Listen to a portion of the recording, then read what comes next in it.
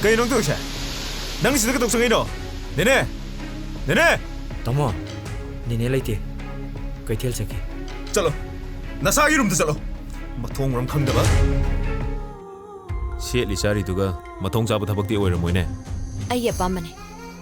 Somna gi set chabada yang samam thokte. Chaning bachakani, chaning bachagani. Ai gi kushine.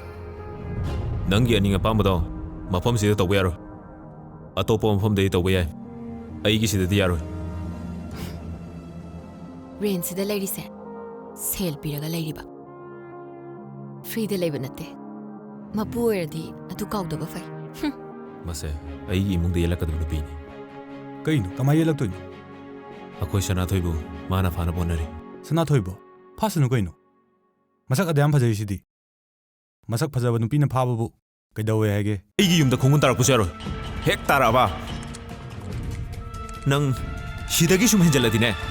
Nang bu hat ma faung ngame. Ngami bata kum toido. Thoyene ki bigada banate. Ai yening ba pamada. Nang yelak pa sima thokta de. Ai na tawning batawgani. Nang ina nang paduda.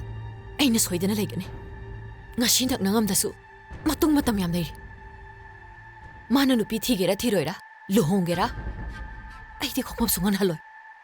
Nang na sohongan bangamoy. Nama siam na kan ki bai mong ni ne. Nang na hining bahayo. Ai di khomam sungan haloi. Ngasi kon nasibu ko liba ishwar mana su khangsan. Oi, ngai ko. Kuchi thado. Thado hoy bane. Imung sidagi nang na pam si kaino. Sel kya pam ge? Ai na pi gani ye. Aduga imung sida nang na yelak pati yaro.